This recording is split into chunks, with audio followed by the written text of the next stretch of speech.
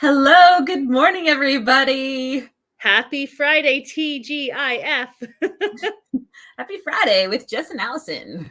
Coming to you Yay! live. That's a weird sound. That's a weird pitch. I do that a lot where I'm like, oh, that was fun. That was interesting. Allison, do you think my hair looks thicker today? Because I put 3 thickening agents into it this morning. I think it looks very nice. Yes, Oh, I thank you. do. I do see that. Did you get a haircut or was I it got a work? haircut yesterday, and then I purchased. I have that. There's I am so not into toiletries at all. Like no products. And every time somebody says, "Oh, this will do that," I'm like, "No, it won't." Like that's a lie. But I do very much trust my hairdresser. She's incredible. Her name is Claire. She's at Eclectic. If you're local, go to Mhm. Eclectic Salon in Latham and see Claire. She's phenomenal. And she has this line that she carries and she's like, I really, she gave me all the science behind it. And she's like, you really need to try it. And it is actually like incredible. That's awesome. So anyway, I now also I love your toilet. skepticism and cynicism. No, it won't. It's in one of those clutter boot camp lessons, I show the picture of the neck firming cream, and it's like a problem you didn't know you had until you were sold a solution. It's the brilliance of marketing. Yeah. It's so funny because I hear you say those things, and also I have always loved marketing. I am such a marketing geek. I come from some of that background, and I'm just, for me it's more like um good marketing is truth well told. So it's like, hey, here's something you actually have been thinking about and wanting. And let me show you what your options are. Not like, let me show you something that's wrong with you and then give you something so that you like yourself. Not like that. Well, so I work with an incredible Facebook ads agency, so Mhm. good. So little shout out to Roxanne Ray. Yeah. um, but Roxanne always says you can use marketing for good or for evil, right? Mhm. So it works both ways. And it's finding the people who are using marketing for good to benefit you. But it's really hard to do because marketing is so advanced right now. Well, marketing works a lot with FOMO now. And so Yes. if you don't really have like a clear awareness of that, then it's really, really easy to just get sucked into everything, One which of the things that we're really trying to do in CBA this year is experience JOMO instead of FOMO. And I think Mhm. have we talked about this on this show We before? have, yes. Joy of missing out. I don't want that. No, thank you. Which is actually so much about like tapping into your deeper desires. Mhm. Because the fear of missing out, we're conditioned with so much external, like the way I feel is built by what's external. And it takes a little bit of practice listening to ourselves. This is why people have a hard time with it, because there's a lot more of like going inward and being like, what is it that I actually want to feel? And maybe I may feel this in this circumstance or with that thing, but actually what's happening is that like my thoughts are just changing because I'm using it. And then that's creating this feeling. When you start to realize how linked your thoughts and your feelings are, then you start to be like, okay, I could go do that thing, but like there's no like magic thing saying because I go do that now I'm going to think this and feel this. It's just, this is what I've associated. So we start making, like, working on being the owner of our associations of our thoughts. Well, it's like that whole thing, you can't buy happiness, right? Uh-huh. Yeah. I think that's what you're saying. Yeah. Yeah, well, yeah, I think it was funny because I've done this. I don't do this like really clearly all the time. Also, am I getting a little bit of an echo? Do I sound okay? No, you sound Okay. great. Don't All touch anything. right. Touch anything, we'll get that purr back. Don't touch anything. I thought I was hearing something. So I've only like It's a sometimes. different problem, Allison. No, the voices in my head are my friends. Um, I've done this when I bring myself into a lot of awareness about like, okay, What is it that I think that going into that space or getting that thing is going to make me feel? That's when I get all my really good information. Because, like, oh, okay, so that is the thing I'm looking for. That's my desire. That's what I'm looking for. Um, and then the recognition of everything I feel is always self contained, it's not outside of me. It's coming from whatever I'm putting into my conscious. So either I'm aware of what I have in my conscious, or it's working out of this very deep seated stories and wounds and narratives. So just that, knowing that alone, I can give myself, I can get more curious about being like, okay, so if that's the feeling that I want, how can I, where can I find that right here? How can I give myself that right now and show myself that I'm actually the one in control of everything I'm experiencing? So, okay, here's a question. Yeah. For you and the audience, since we're Mhm. talking about purchasing stuff and how it makes you feel, and do you really, is it going to really make you feel that way? And is it just fear of missing out? Can you like find joy in missing out? I would love to know, for all of our listeners right now, what have you purchased in the past that has truly brought you joy? I have one thing that I mean, okay, I have more than one thing, but I actually got myself a car that I love and have wanted for a very long time. It's a big purchase. Um, and it really does bring me joy every time I drive it. It's one of the few things that I can identify as like an incredibly, made me incredibly happy, continues to make me incredibly happy type of thing.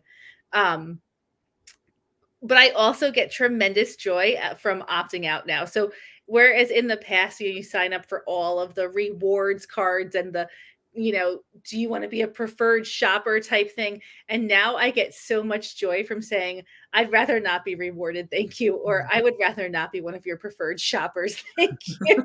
Right? Like, to declining the offers that are designed to sell me the illusion of happiness. I'm like, no, thank you. That's Do such you a want to good save skill. 10%? No, I don't want to save 10%. Thank you. That's With so the hard for welcome me. card, you can like, is that so It's not there's hard for me to decline it. Like I'm good at declining it now, but it's not from the thoughts of like I, the thoughts that work for me are like when I actually calculated it up, it doesn't actually give me, it's like, okay, so I'm going to save like $3 right now. And then I'm going to forget to pay that bill and I'm going to add on 15. So for me, it's more like going into some of those of like my brain needs to see more evidence of why it's true that I actually don't want this. Because when I just hear, because of how it's built, like, oh, you're going to save this amount, you're going to get this, your preferred customer, you're like all these nice like sounds that our brain wants to hear.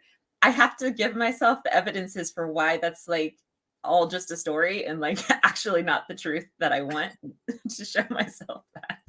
Here's a good question. If somebody is asking you if you want to sign up for their like preferred whatever, or if you want to be a like if they give you some like elitist word like a top tier client or whatever, um, ask them what your name is. Say, do you even know what my name is?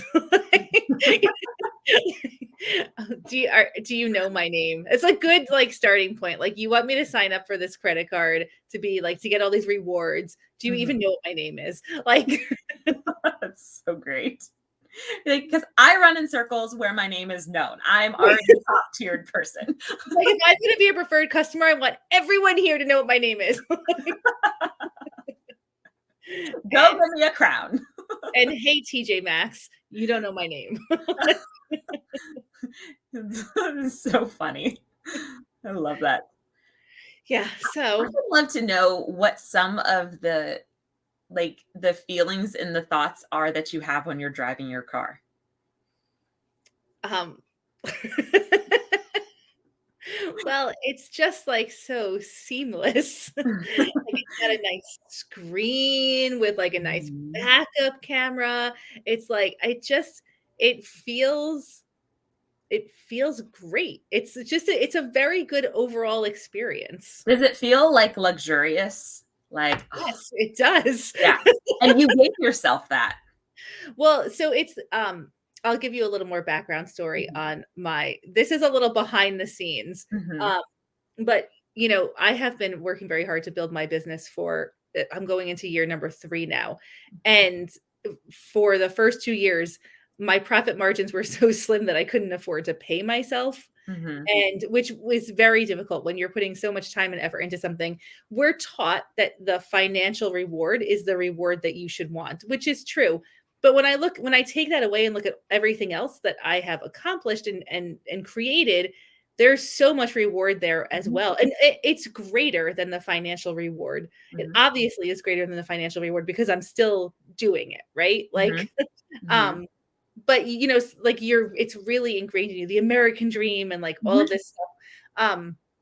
So at some point last year, I had the opportunity to sell the car that I had and lease a car through my business. So this was like the first like benefit of owning a business that I was able to experience, like on that like financial level type thing. You know what I Mhm. mean? Mhm. So I went ahead and I sold my car because, like used cars are bringing in a tremendous amount right now. Like Mhm. the used car market is you can get a lot more for your car. So I kind of took advantage of that, sold my car and purchased myself or leased myself a car through my business. So there is a lot of like not it's not only very enjoyable to drive, but it does feel like, oh, I did this like on Mhm. my own. Like Mhm. like there's so much accomplishment there. Um Mhm. there's a lot of like positive feelings wrapped up in it. Yeah. Yeah, that's why the experience is the way it is. Right. It's not just because the car is, like, so smooth. It's because of everything it means, and Yes. the feeling of luxury that you have in it is like, "And I gave myself this. I Right. I Like I worked worked my so hard for ass this." off for Yeah. like Yeah. like I worked so hard and I continue to work so hard and it's very rewarding. Yeah. So it's yeah, that's Yeah. I love that though, how it's like, it's never the thing. Like, it's never the thing. it's That's never the true. thing. It's never the Yeah, thing. yeah. It's always, like, what's happening internally inside of us when we're interacting with that. Like, what we're telling ourselves, what we're, feeling about ourselves, what we're saying to ourselves. You are interacting with yourself in, like, as this beautiful cheerleader advocate. Yeah, you did this and I'm so proud of this. Like, that's how what you're giving yourself inside of that, which is why it's so cool. As opposed to the experience of the neck firming cream where you're like, "Ugh, you're sucking." Right. You That's like, you Why are need you to so fix soft and yourself. not firm? It's a very negative interaction with yourself. You are a problem. Like You know what's really funny? This is a little story because before I did like before I got into therapy, before I got into coaching, any of the things like way back in 2014, I got into skincare, but it wasn't like that. It was more like you in your car. It was okay. it was like I had I was feeling like I had zero control of anything at that time in my life, and at the same time, I was looking in the mirror and, like, not even really recognizing myself because cortisol, stress spikes your cortisol, cortisol immediately affects your skin and everything else in your body, so it was just, like, looking like, "Who is this person in the mirror?" Like, I don't even know who this person is. So for me, I started, like, practicing like I found some really awesome skincare that was expensive and I was like, I'm just giving myself this. I'm giving this to me and I had never set up any kind of a routine of face washing or anything before that. So it was almost like screw all these circumstances. I am washing my face in the morning and I am washing my face at night and I'm using this lotion and I started to actually see changes and it was also like I gave this to myself. I am in control. I do get to feel beautiful and how I want to feel. So it was a totally different experience. And it was all internal, right? It's all internal. Mhm. I love that's a beautiful analogy or Mhm. similar story. Yeah. Yeah. It really is. It's all internal. It's how you approach it. Yeah. So are you buying something because you think it's going to improve your life based on the marketing, or are you buying it from this place in your soul where you want to support yourself? Yes. It always goes back to how, like, what's your relationship with yourself? are you doing this for yourself? Are you for yourself, or are you like against yourself? And this is kind of supposed to fix you somehow. Allison, I think we just solved all the problems. Being, Bam! being for yourself is revolutionary. We're not conditioned in this way. We're not told this. We're actually told it's like, oh, so then you're going to be Selfish. like arrogant or Mhm. yeah, just like all the things. Selfish is such the big word that we're all afraid of being selfish, and it's a totally in like wrong story. It's just the story we've been fed. It's not true. Yeah, why are we taught that? It's so destructive. Because everybody is always trying to take care of each other's feelings. So, like, if you're always giving of yourself and, like, then you're being probably a people pleaser and, like, then, like, taking care of someone else. There's always, like, this terrible crossover that literally all of us are trained in. And so when anybody is kind of standing in their own space and being okay by themselves, being responsible for their own feelings, being responsible for their own stories that are happening, then that boundaries then start to become part of the story. And for people who don't understand boundaries, it's like, why aren't you taking care of me? And why isn't this working the way it used to? And there's just like a lot of people can have a lot of resistance to that. So we become culturally codependent. Like that's how we all learn how Yeah. to interact with each other. And we call it good and we call it friendship and we call it love. And it's like some parts of this, yes, some parts of this, no. It's like pure codependency. Yeah, it's so hmm. What if we were just super happy for other people when they got what they wanted and, like, worked for themselves and put themselves first and their feelings first so they could show up as a better human for everyone else? What if we, like, embrace that and You can only embrace that when you're doing it for yourself. Right, right, For right. everybody, like this is like honestly, this is like my biggest thing that makes me feel like mission. Like I want everybody to understand how to step into this individual sovereign power. Because the more we do that, the more everything works right. We have relationships that work right. We have interdependence that works right. Everything just works. I love the idea of interdependence versus codependence. Mhm. Do you wanna talk about that a little bit? Yeah. Yeah. Codependence is like, um, I need you to do something so that I can feel better. Like that's like what we put all of this stuff. I always do this because I'm imagining this circle around me and everything that's outside of the circle is like out there. And it's codependence is when we say, I need this person to have to change these actions, which means I need them to think these things because then if they do that, then it'll be like in alignment with what I think, and then I can feel better because my feeling is dependent on this person outside of me or this situation outside of me. We always think that how we're feeling is dependent on something outside of us, which creates codependence, especially when it's like we do that and then the other person does that too. And then it's like this messy enmeshment. And that's why everything feels so like, what is happening? And I don't know, understand what to do with this. And that's when you have those expectation hangovers. Yeah. Yeah, and that's where we get Worst hangover in the world. yeah. Yeah, we're codependence is like it's so sneaky because it looks really nice. It looks really nice and it looks like it's just everybody thinks that that's like at a surface level it's like, "Oh, that's good."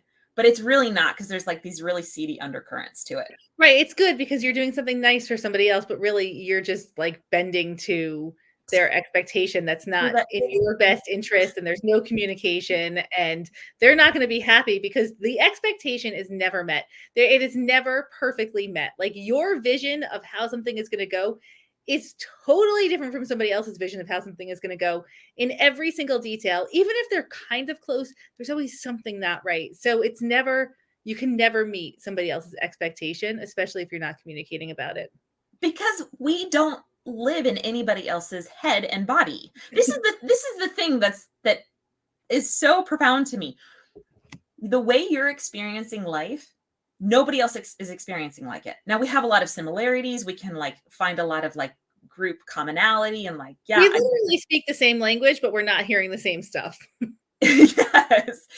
Like I need to go watch this, but I heard this the other day that like even the way we see color is different. Like Yes, so yes. so the way that I'm seeing the world, nobody else is going to see it just like me. So we can have conversations and we can have like discussions and stuff, but there is no getting inside of someone else's head and making them be your puppet. It, it's like the age old, like you're just trying to be the director and you wrote the script and you want everybody to be their roles in it. Well, everybody is trying to be the director, right? Like everybody sees something a certain way. So codependence is like, how do I fix you so I feel better? Like, how do we like do all this crossing over so that we can all like, I call it like the primal need for alignment so that we can all feel better. We can all be totally aligned in the same thought process, which is ridiculous because then we'd like all be the same person. And the beauty of life is that we're not. It is just impossible. It is not Yeah. it is not in the realm of possible outcomes. Yeah. And why would we want it to be? Like the differences are so beautiful. So the interdependence is in stepping into that beauty. The interdependence is in stepping into like you're your own individual. You are completely sovereign in your own self-governing authority with your own thought processes and how your mind is making connections, and that's beautiful. And I'm my own too. And if yours is different than mine, that's okay because I can stand and advocate for me. I can be for me. I can be my own friend. I can love myself for my own thoughts and my own processes and all this stuff. And I don't need you to affirm this for me. That's like how we stand in our own spaces.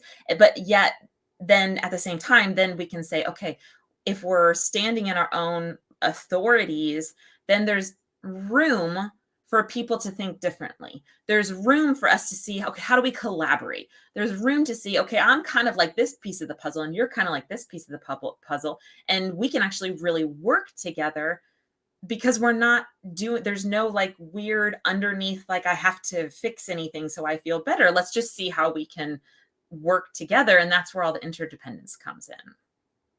I love interdependency. Mhm. Yeah, it's beautiful. It is a And beautiful thing. it's so beautiful. And I do think that sometimes when we start to learn a lot of this stuff about codependency, there there can be like a pendulum swinging where it's like, okay, I'm going to be totally independent.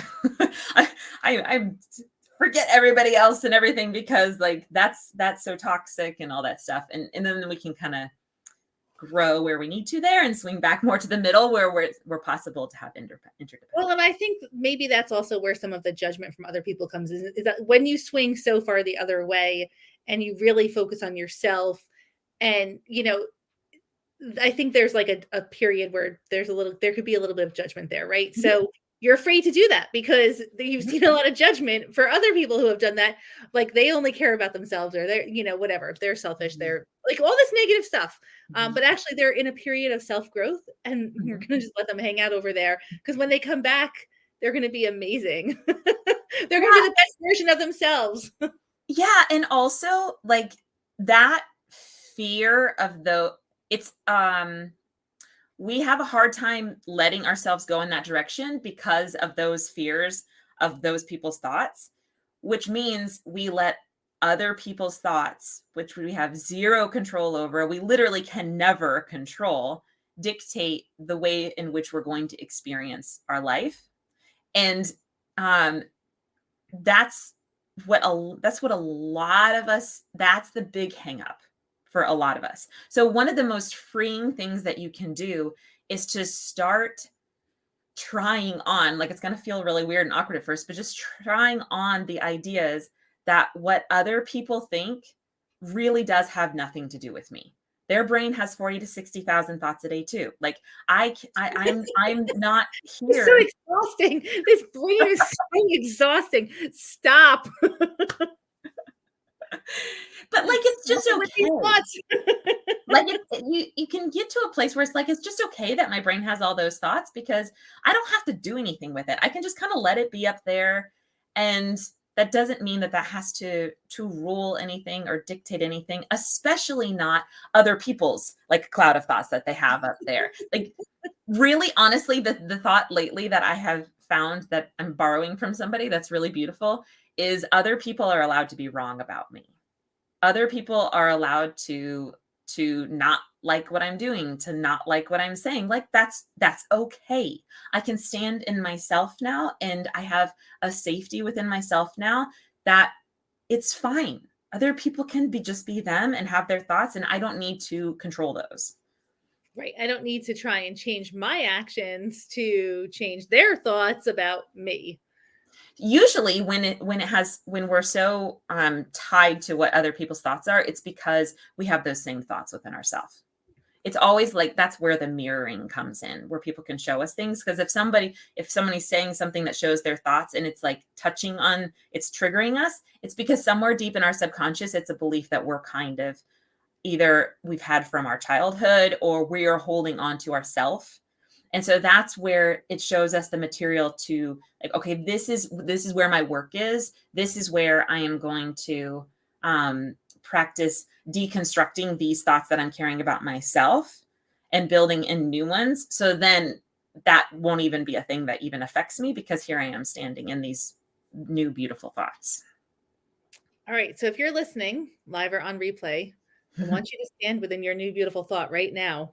Can you take what Allison just said and start to embody it? And your brain is going to like majorly resist you. And that's okay. That's fine because it feels very, very dangerous. When it always feels dangerous to try out new ideas like this. So I like to think of it almost like putting on new outfits. Like I'm going to put on this thought, I'm going to put on this outfit, and it may not stick for more than 15 seconds, but that's okay. I'm going to keep practicing. I love it. I like actionable steps lately. I was just messaging with Allison before our show, and I was telling her about this whole drama that I have in my in my head. Like I want to know what's the action step to fix this. But the actions are only information. Like Right. they're because the actions always come out of our energy, and our energy is just our thoughts and our feelings. And it's all stuff that's within us that we are able to look at. I've been playing a lot lately. I've been talking a lot with another coach friend of mine just about desire. And I think that desire is like that's kind of like the hidden voice of what if the things we want to do, the places we want to go, and all the things that we want to take action on. But a lot of the times the actions we're taking are coming out of shoulds and they're coming out of supposed tos. And that's never the real motivating factor. And if we can kind of like peel back those layers and go down deeper to find what are my real desires, there's really amazing energy fuel in there. And like it actually feels like a pull towards, oh, I want to go do something when I've tapped into my desire. Does that make sense?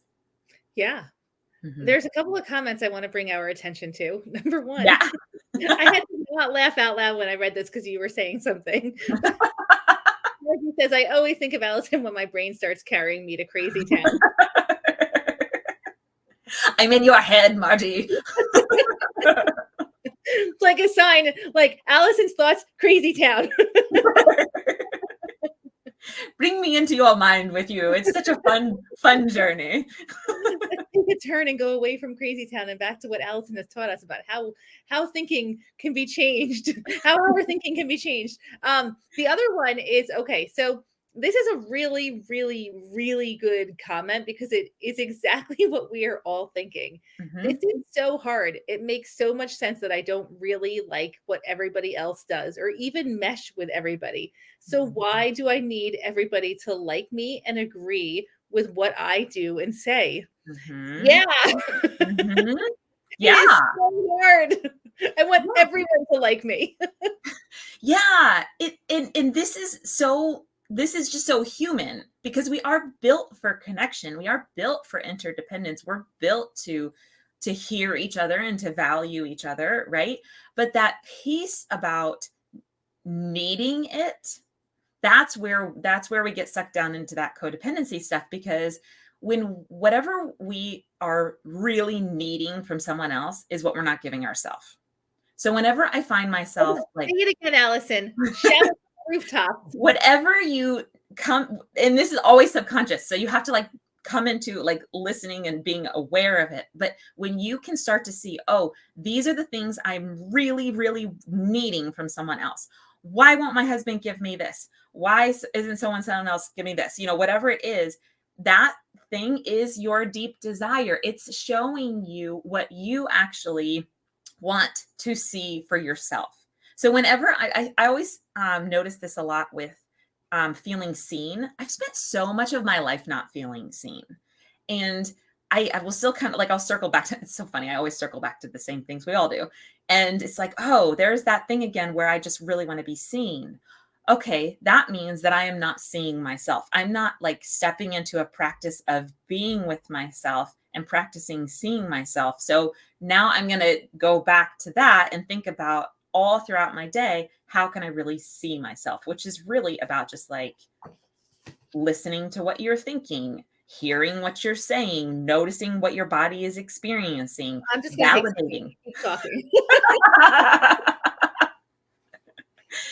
Yeah, it's really, really profound. And I think that that's why I think we always want people to like and agree with us and and align with whatever we're doing, is because we're looking for that like feeling of um being seen, being valued, being heard, but we're making it external.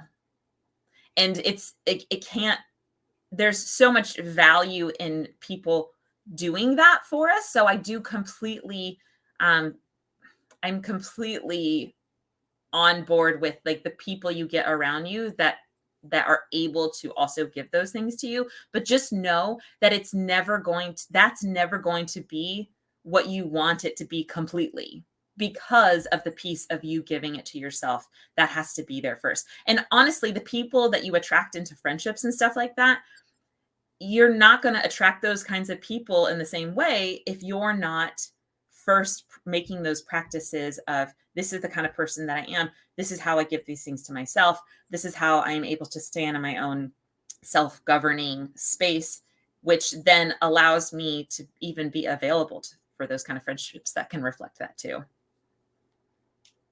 Is anyone else taking notes? I just did a whole journal entry. I just want you to know.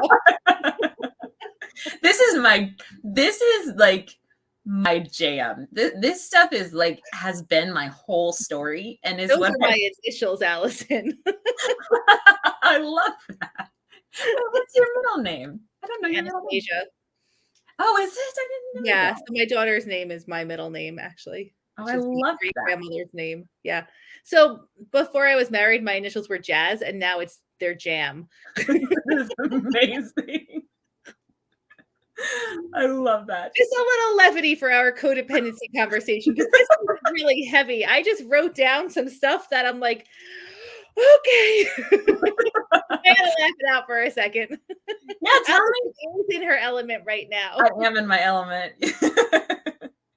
Tell me some of those thoughts. I want to hear some of what you're taking away from it. Oh my God, you want me to read my journal entry out You loud? don't have to, but just like, people, we hear things like, what I'm saying is not the same thing as what you're hearing. So I'd like to hear what you're hearing. Well, I was just okay. So as you were talking, I was thinking about, what is it that I want from other people that I seek all the time? What is that one thing? Right. And I wrote that down in here, and I wrote, that means that I need to give that to myself. Right. Yeah. So, yeah. Yes. So, and this is like seriously a grounding point for me.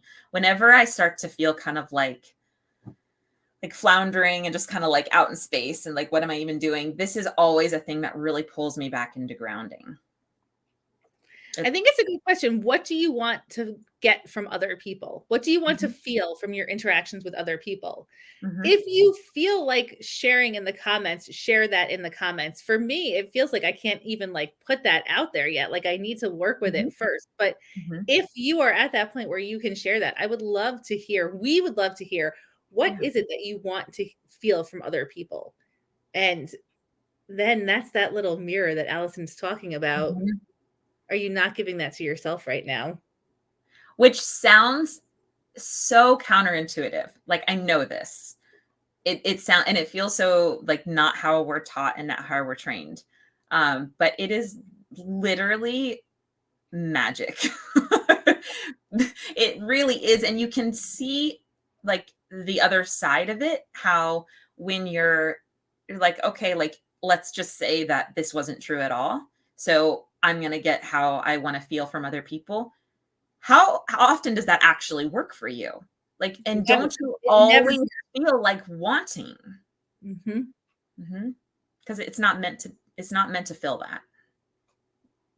We're coming into interaction with other people is meant to be and designed to be 2 people who are full within themselves, and then that makes us, like, have spaciousness. There's no grasping at anything that we're trying to get, and then we're just able to interact with each other and commune with each other and enjoy each other. It's just a totally different energy. I had nothing.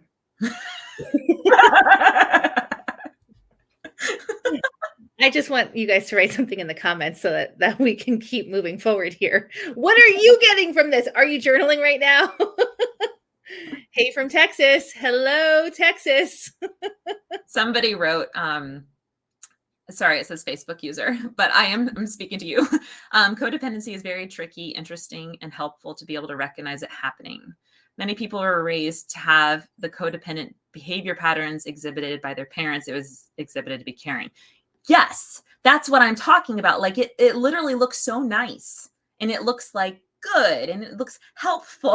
I saw this meme the other day that was like, um, the the girl in class who got the note from her teacher, always a pleasure to be around, so helpful. She was actually like anxiety attachment, like like trying to do things to like make the teacher happy because it looks on the surface to be so nice, and we just love so nice. Nice is like a word I'm like having a A thing about. four-letter word like fine. Yeah, it's like, why nice? Why? That's like just so surface, let's feed the beast of the culture. Yeah.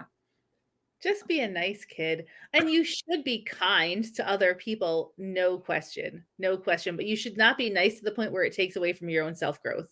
Well, there's a difference, right? This is the nuance of it. When we are being kind to ourself, and we are listening to ourself and becoming our own advocate and becoming our own friend, we have a generosity about us that naturally starts to happen, like, within our essence. And it's like, oh, I can just show up graciously. I have room for this person and their thoughts and their opinion, which makes me like a safe person too. And also, it's not like a feeling of showing up as like, I'm just have to agree with you and just be like, yeah, whatever you're thinking. That's kind of a space that actually seems nice, but actually isn't very safe, because it's all like manipulative under the surface. Like, I'm just gonna make you feel happy so then we can be good and then I can feel happy. It's all this like really sneaky toxic undercurrent that we're all taught to do. Yep. Yeah. Yeah, totally. Um, I'm gonna come up for a breath. any more comments here?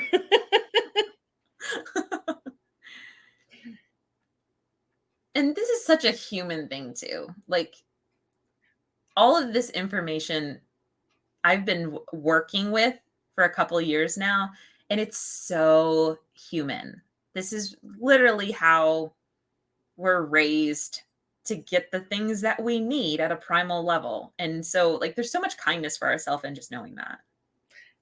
And there's no overnight fix, right? This is a No. long process. So, one of the memes that I love is, I've been working on myself for years and years and years. When is this over? Like, Okay. I just said this the other day to a client. I anything that sounds like a destination, like I've got to get to that place or I got to get to like when I get there is all a lie. yes, There yes. is no destination. I've actually started, whenever I think of anything in a linear, even like if it's linear on a timeline, or if it's even like, oh, I'm growing, like it's a height, like vertical, anything like that, I'm like, I'm not doing it because it just makes me feel like, oh, I'm not there yet. Like Right, I can't be happy happy gets yet there. because I'm not at the destination yet, and there is Yeah, no destination. it's not There is about that. no happiness is not attached to a destination unless it's, like, warmer than it is in upstate New York, then maybe there's some happiness. A little It's bit. about I use this visual of like when I first started all this work, this I always talk about the circle, so I always do this. So it's your circle, the circle that you're in. If you're listening on iTunes, I'm like always drawing the circle around myself. But I used to I used to feel like the circle of me was so fragile and brittle and on edge and anxious. And as I've done this work, it's like the substance of it has gotten flexible and expansive and like there's just all this room. It's like my state of being is changing. And the more that I'm doing this growth, the more it's expanding. So it's more of like, instead of thinking of anything linearly, it's like me right here and in my essence. I can come back into it, and it's like the growth of that expansion. That's how I think of anything visually. It helps me a lot. So, Linda, when it comes to your clutter, this is what I always tell people is if there is something that you want to do right now that will make you happy, you do not need to wait until you are decluttered to do it. You can start doing it while you're decluttering, and it'll actually help your decluttering because the end goal of decluttering is not necessarily happiness. I mean, because there's no destination, right? The Mhm. happiness has to grow with the process. It has to be part, you have to declutter all the stuff that's holding you from that happiness by embracing being happy right now with your clutter. Does that make sense? Like like when you have a decluttered house, it's not that you're going to be happy then. You will have more time in your life and you will have gone through this amazing growth process, and that's where the happiness comes from, is the process. It's not from the destination. So always embrace anything that can make you feel happy right now because it's not contingent on something else. Yes. Yes. And that applies to everything. It's and like be encouraged by this because whenever you hear new concepts or new ideas and you're like, oh, that's like feels so far away and distant, like I'm not there yet. But literally this tiny steps of moving like with that directive, literally that is the material for getting there. So Yes. so the process is the point. Exactly. Yes. And it's one of those things that it's like, do you share at the beginning of the process that that's the whole point, or do you wait for somebody to find it out themselves? Because, like, I think there's just always when there's anything new that's kind of brought to us, there's a lot of fear. So I think that for me, knowing that the process is the point has helped me be like, okay, like I'm exactly where I'm supposed to be. It's helped me find evidence of, yes, right here is exactly where I'm supposed to be. This is literally one of the steps. So literally part of it. Me figuring out how to work with where I am, like feel and be my state of being and love my who I am in this space right here is literally part of the journey. Yeah. So I forgot to mention this to you before, Allison, but I actually need to end a little early today because I have another meeting back to back to back. I've got 4 meetings back to back to back today, and I need to eat breakfast. Totally fine. I feel like we've like given. Since we've had such a powerful first 45 minutes here. Yeah, we've given you all a lot to process. Just absorb it. Don't even worry about processing it. Just like let it's sinking into your subconscious and it'll do what it needs to do. Plus, I need to journal a little bit now before I need to eat. I need more coffee. I need to journal, and I need more water. And there's a lot to do in the next 15 minutes. So I got to solve all of my problems immediately. Slow, nice and slow. You let yourself just be. Wait, we need a name for today's episode, though, before we officially end our broadcast. Yeah. I am never going to take that responsibility because I don't. Mirror. Mirror. Mirror, mirror. Mirror, mirror in my head. Mirror, mirror in my interactions. Mirror, mirror in my life. Mirror, mirror on the other people of my life. Yeah, I don't know. I'm so bad at thinking of those on the spot. I've just decided that's not my job. Marketing to me, my marketing. Marketing to me. Oh, that's fun. The mirror in my marketing. If you guys have any thoughts, feel free to drop them. We like it when you name the show too. Right now. We're heading to a big giant iceberg with this. Save the ship. I love it.